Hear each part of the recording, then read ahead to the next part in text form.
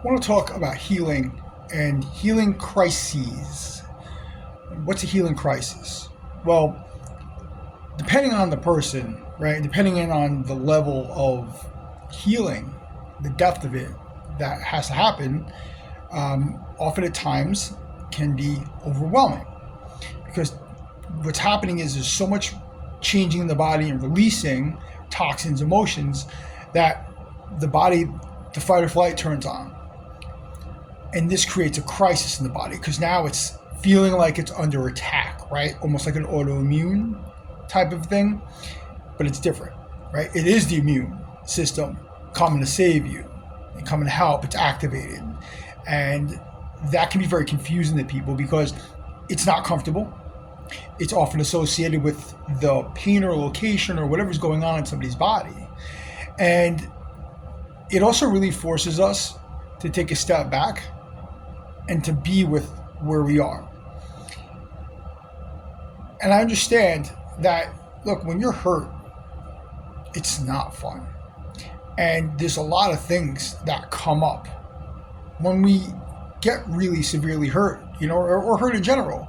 Is always an emotional component to who we are because we are emotional creatures and we can't deny that. And often at times when we deny our emotions, they come back with a vengeance and they show up as an injury.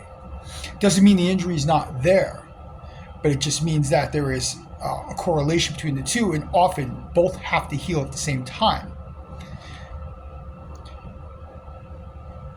We have to realize that the way your body shows up today is an accumulation of everything that's happened in your life that you've experienced. So it could be through intention, meaning I intentionally worked out this way and I did these things and I did all of these activities and I went to whatever degree I did. Or there's just kind of this passive, well, this is just where I was, this is what I had to do, like the activities of daily life that we don't really pay attention to. We're just overdoing something. One day it's like, oh, it's my shoulder. One day it's my back, it's my hips, whatever. So it doesn't really matter. It does a little bit, but the point is that all things are recorded in your body. And so the difference between more of a passive daily thing and a active, like aggressive thing, is the intensity. So when I say they don't matter because at the end of the day is that there's imbalance in the body. There's a need for healing, and there's always something attached to it. So even if you're, aggressively killing it, you're out in the field or whatever it is that you do, and you're there, there's something driving you. And whatever that is, it's up to you. Maybe it's a chip on your shoulder. Maybe it's anger. Maybe this could be your outlet, right? And so that outlet is driving the motion. And when you overdo it, something goes wrong. So whatever is attached emotionally, not physically, right, is also going to be relevant in the injury.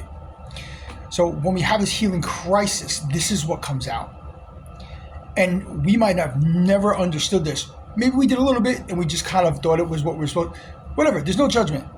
It is what it is. Where you are today is where you are today. You've brought yourself there, knowingly or unknowingly. This is how your body shows up.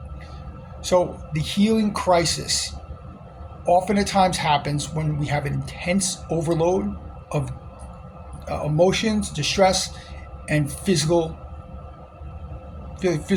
injury, inflammation, whatever is going on. The great thing is that it's a process and it goes away. As long as you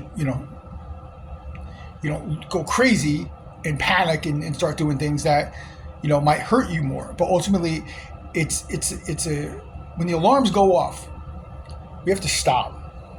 We have to stop and take a look, and we have to be okay with taking a step back and giving back, because your body's saying, I need you. I've needed you. I really need you now. Your emotions, everything saying, we need you to come back to us. Yes, sometimes things happen outside of the normal. Yes.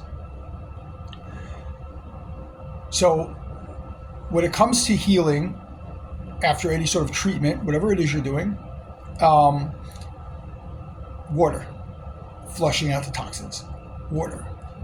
Oftentimes rest might be necessary, meaning you can't do what you want to do. You might be gritty, you might be tough. That's great. I'm one of those people. I'll run my head through a wall if you told me I had to. But that's not going to keep me balanced, harmonious. It's not going to keep me balanced or harmonious either. So what you're seeing is the tipping of the scale is so dramatic that something's going to give, and something is giving. Conscious breathing is something I learned a couple years ago, which is basically what we're going to do is we're going to breathe through our mouth. I'll show you real quickly. So you're going to close your eyes. Inhale through the mouth, exhale through the mouth. What's happening is we're taking ourselves out of our head and we're reconnecting with our body, with our center, the powerful vortex known as our heart. All of our energy comes through there. This will send more oxygen, more energy, remove us from this ego mind, this little hamster wheel we have in our head, and bring that attention to where it needs to be, which is our physical body, our vessel, the thing that gives us the ability to experience everything we want to experience.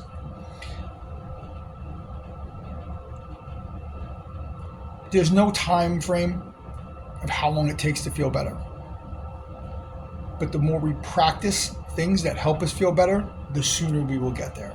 And with the conscious breathing, 5, 10, 15 minutes, do it until it feels better. That's it. Like,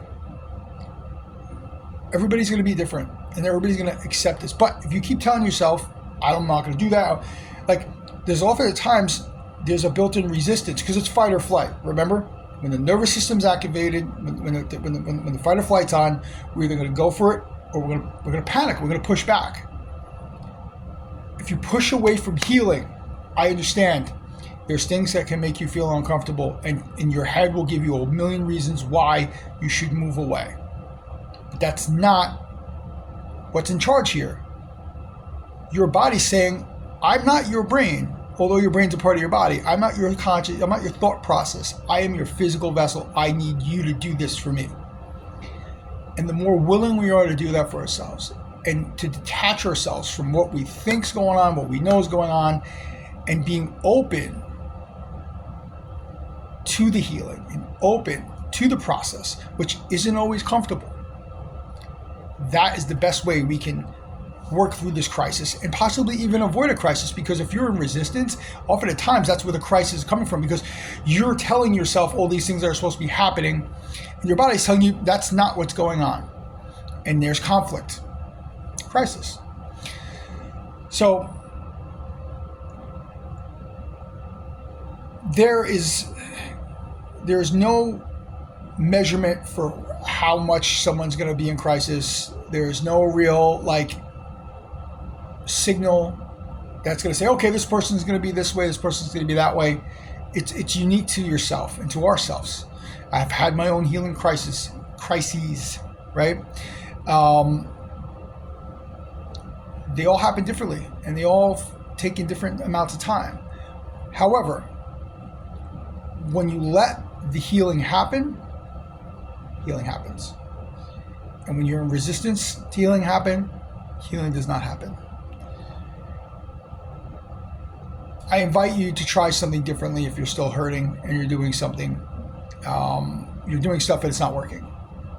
Because perhaps there's something that you've never done that's exactly what you need.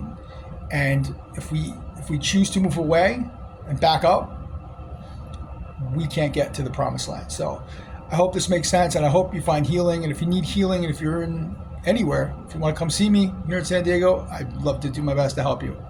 Thank you. Have a great day.